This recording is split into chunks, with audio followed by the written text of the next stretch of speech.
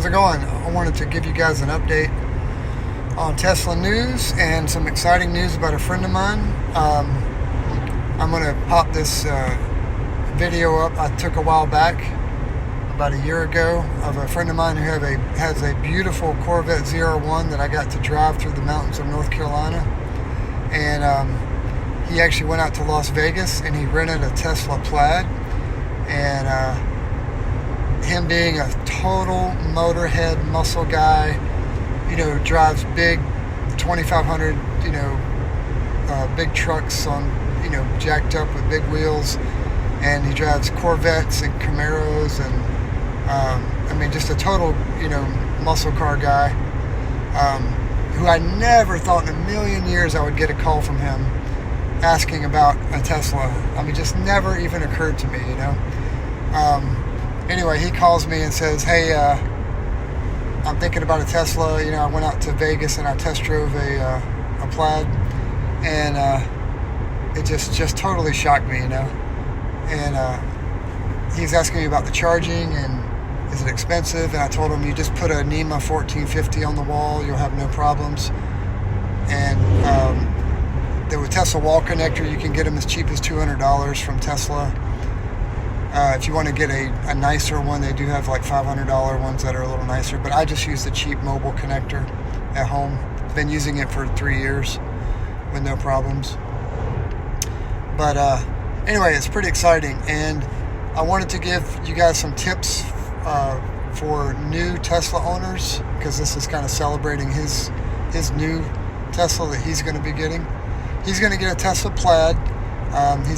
Hopefully he'll get the upgraded brake package, which is about $20,000, that adds the carbon ceramic brakes. What a difference from my car. This is a Tesla Model S P85 Plus from 2013. Has 420 horsepower, and does 0 to 60 in 4.2 seconds. But the one he will get will be over 1,000 horsepower, 0 to 60 in 1.9 seconds. With the 200 mile per hour track package, which would be really cool. I can't wait to test drive that. And he'll be driving that through the beautiful Blue Ridge Mountains, which would be really neat.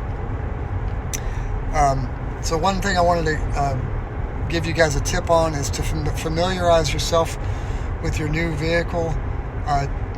Take the time to join some Tesla blogs, like on Facebook. There's some Facebook groups you can get, like I'm a part of the Tesla Tampa Tesla Owners Group, which is really good. There's a Villages Tesla group here that I'm part of. There's a Tesla P85 group, which if you have a very specific type of Tesla, there's even a group for that. And we post videos on there together. And we post questions and comments and concerns all about your Tesla. That's really the best place to get quick info. Reddit is another place that I recommend. There are dedicated Tesla forums too you can join. The second thing you should do after, of course, you get the Tesla app, which it's mandatory you get the Tesla app. You put on there, and you can control the air conditioning, and you can unlock the car, you can start the car, you can roll down the windows, you can do all that with the app, which is great. But one thing the Tesla app does not do is it does not work with your smartwatch. So I have an Apple Watch, and I can control the Tesla with my Apple Watch independently of my phone. It's an app called Tessie, Tessie, and that I can use to open the home link, which opens the garage door. I can turn on the AC, I can do all kind of cool stuff with that. So make sure you get the Tessie app, the Tesla app, and you'll be on your way. Some other websites you need to familiarize yourself with are Supercharger.info. That's an incredible website to go to. It tells you where all the new superchargers are going, as well as the current superchargers are. Now, if you go into your car, you can also see all the current superchargers. All you do is, you cancel your trip, you go to navigate, you go to charging, and it will show you all the superchargers here in the state. So you can go there and you can see all the superchargers around you, which is great. And they're putting up new superchargers all the time. Of course, you can go. You can actually put on the slow chargers. So these are all the slow chargers. You can do that. So that's really cool. Now you can also, open up your browser. You can look up the news. You can go to your Gmail. Look up weather. Heck, you can order from the Tesla store on here while you're driving. Not recommended. Now, another thing I wanted to have you guys think about is charging and range. And you guys really need to understand, out there in the media, you guys hear a lot about charging anxiety, range anxiety. But I'm here to tell you, don't even worry about it, because 95% of what you're going to be charging with, unless you live in an apartment or something, which the majority of Americans live in a single family home with a garage. But yeah, just charge at home. You plug your cell phone in every night. Most people do. Doing that in your car is so easy. You just get in, you plug your car in, and every day you leave, you have a full tank of electricity.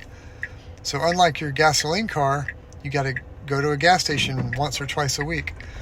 Well, with your Tesla or electric car, every day you leave, you always have a full tank every single day. So every day I wake up, I have over 200 miles of range. Now my buddy with his nice Tesla Plaid, he'll have almost 400 miles of range every day that he leaves. So don't worry about charging. Now, there are superchargers all over the place, so anytime you want to take a road trip, you don't have to worry about that. In fact, there's 12,000 Tesla chargers nationwide. Now that's 12,000 locations. Remember, some of these chargers have 6, 8, 12, 24 charging stalls. So don't worry about charging. There's also slow chargers, so you go to Whole Foods or you go to, some of these restaurants or wherever. There's slow chargers all over the place. A lot of city halls, public libraries, a lot of places have slow chargers. And you can go to plugshare.com and you can look up where all those chargers are. The problem is with a lot of these chargers, it takes so long to charge at a slow charger, like 8 hours. So most of your charging is going to be done at home or a Tesla supercharger. Now, another thing I wanted to talk to you guys was thinking about the remote functions of your Tesla as far as using the app, and that's the scheduling. You can set up your Tesla to schedule your air conditioning, your heating. All that can be controlled through a schedule. So another thing I wanted to bring up with you guys was Rain-X in your windshield. Do yourself a favor, get a $5 bottle of Rain-X, put it on your windshield. That really helps. I find the automatic wipers on my Model S a little distracting, so I do like to put Rain-X on and just use my wipers occasionally. Jumping back to the charging, I want to talk about the news you guys are hearing about with charging as far as Tesla superchargers and Ford, General Motors, Aptera, Rivian, and all the charge points and all the charging companies. They're all adopting the Tesla standard. And so I'm going to show you this connector, and if you look at the connector of the Tesla charger, which is very small, thin, versus the CCS charger, which is kind of like the standard out there now that all the other companies use, you can see there's a huge difference, and it's so much easier to use the Tesla adapter. The cool part is with Ford, GM, and Tesla all together, and Rivian and Aptera, that's over 80% of the market. So all the others are going to have to follow. That includes your Nissans, your Toyotas, your BMWs, your Porsches, and Volkswagens. They're all going to have to use the Tesla connector, which they're going to put the Tesla connector everywhere, so that doesn't mean that all the Tesla chargers are going to be crowded, with the other brands. Now, there definitely will be a lot more people at Tesla chargers, but like I said, he's going to, double the number of Tesla chargers soon. And the cool thing about the Tesla chargers is he's found a way to mass produce them, that he basically builds like a whole row of chargers, puts that whole row of chargers together in one like solid piece of concrete with the chargers on top, and he basically drop ships them off a semi directly on site. It's almost like a prefab charging system.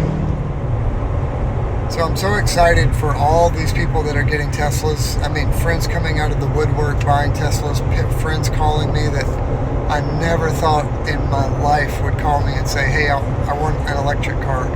It's really neat to see the change happening. I have an hour drive each way back and forth to work, and I used to hardly ever see a Tesla. Like, I was the only Tesla driving.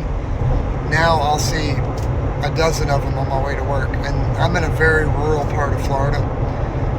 But like I said, my neighbors are getting Teslas. I've got like 7 on my street now.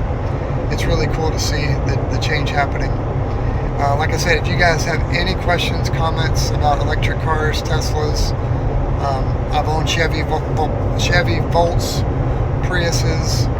I've test drove Hummers and Ford Lightnings, Porsche Taycans, Volkswagen ID4s, you name it.